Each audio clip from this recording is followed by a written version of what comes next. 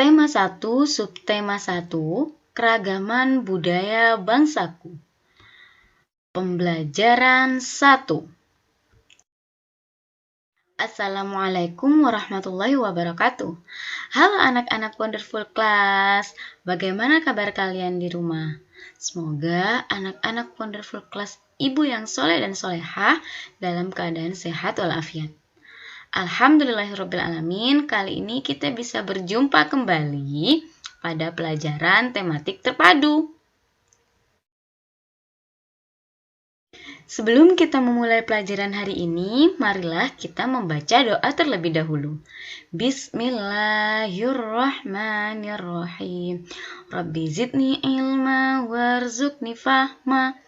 Rabbi srahli sadri wa yassirli amri. Wahlul 'uqdatam min lisani yafqahu qawli. Amin ya Allah.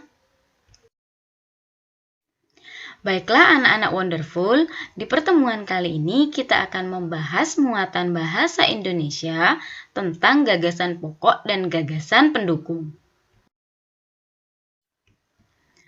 Apa itu gagasan pokok dan gagasan pendukung? Adakah yang tahu dari kalian? Gagasan pokok adalah topik yang dibahas pada suatu teks. Jadi, gagasan pokok ini inti utamanya dari sebuah teks. Sedangkan gagasan pendukung adalah uraian atau informasi tambahan pada suatu bacaan atau suatu teks. Nah, gagasan pokok dan gagasan pendukung ini bisa disampaikan secara tersurat maupun secara tersirat.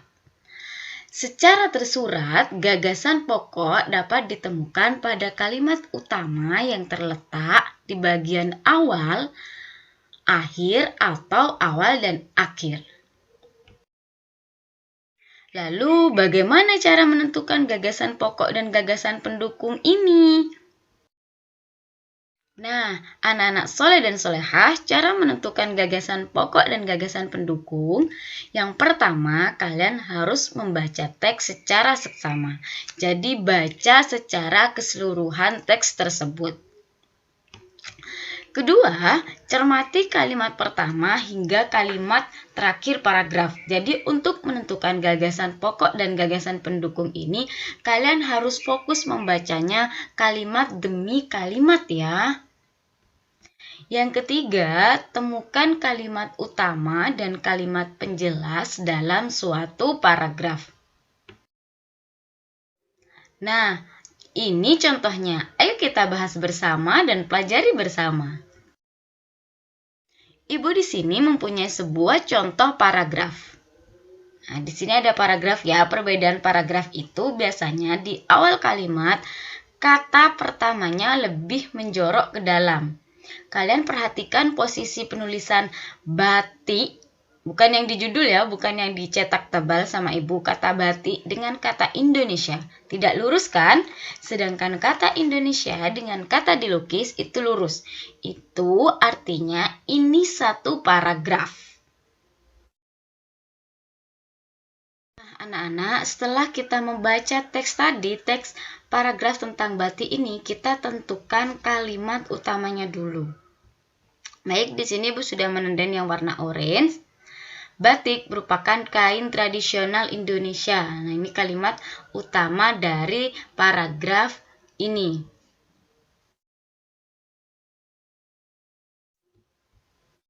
Kemudian, ini kalimat penjelasnya. Nah, dari kain batik dihasilkan dengan cara dilukis atau dicetak menggunakan malam atau lilin yang dipanaskan. Itu kalimat penjelas yang pertama. Kemudian ada kain batik berasal dari Pulau Jawa. Penjelas yang kedua.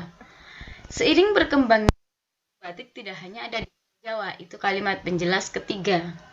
Beberapa di Pulau Jawa batik pakai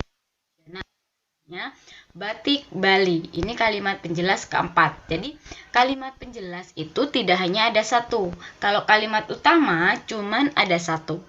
Kalau kalimat penjelas bisa ada 2, 3, 4, tergantung banyaknya kalimat yang ada di paragraf tersebut. Gampangnya itu, kalau kalimat utamanya ada 1, sisa dari kalimat itu adalah kalimat penjelas. Nah, sekarang kita tentukan gagasan pokok dan gagasan pendukungnya, atau yang disingkat dengan GAS. Pok dan gasdung. Jadi, gagasan pokok dan gagasan pendukung. Batik merupakan kain tradisional. Ini kalimat utama. Dari sini kita bisa melihat bahwasannya gagasan pokoknya ada di sini. Batik merupakan kain asli Indonesia. Jadi kalian bisa mengolah kata ini, bisa ditulis semua, bisa kalian olah intinya saja yang diambil untuk gagasan pokoknya. Nah, setelah kalian menentukan gagasan pokoknya, sekarang kita tentukan gagasan pendukungnya. Tadi, kata batik merupakan kain tradisional Indonesia sudah menjadi gagasan pokok. Otomatis, sisa kalimat di paragraf ini merupakan gagasan pendukung. Jadi, gagasan pendukung yang pertama, jika ini yang warna biru adalah yang bisa dijadikan sebagai gagasan pendukungnya. Kain batik dihasilkan dengan cara dilukis. Di sini menerangkan tentang cara pembuatannya. Berarti gagasan pendukung yang pertama ada buat kain batik. Lanjut, gagasan pendukung kain batik berasal dari Pulau Jawa. Tentang tempat batik. Kemudian si batik tidak Jawa. Beberapa di luar juga menggunakan tradisional. Jadi dari kalimat ini gagasan pendukungnya persebaran kain batik ada di kalimat ketiga dan kalimat keempat. Ini cara menentukan gagasan pokok dan gagasan pendukung. Dan anak kelas 4 yang hebat, kita akan melanjutkan pada 3.6 dan 4.6. Cara benda menghasilkan bunyi. Coba kalian perhatikan gambar ini. Gambar kegiatan apa? Ya, mereka sedang memainkan alat. Nah, hubungannya dengan kegiatan pembelajaran kita hari ini.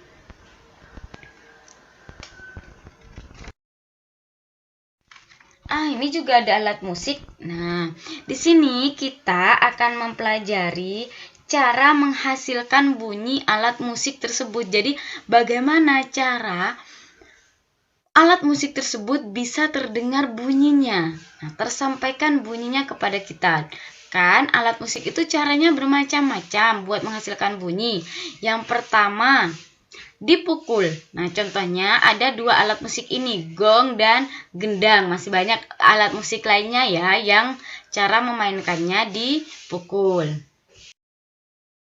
Kemudian yang kedua, ditiup. Nah, ada seruling dan trompet. Untuk menghasilkan bunyi, pemain alat musik ini harus meniup alat musiknya.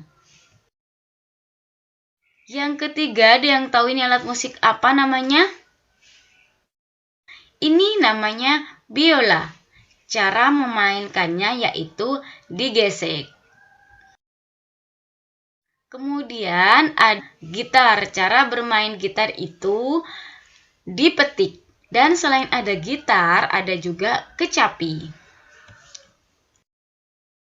Kemudian ada permainan angklung. Angklung dan marakas dimainkan dengan cara digetarkan seperti ini. Nah, cukup digetarkan ya. Jelas nggak?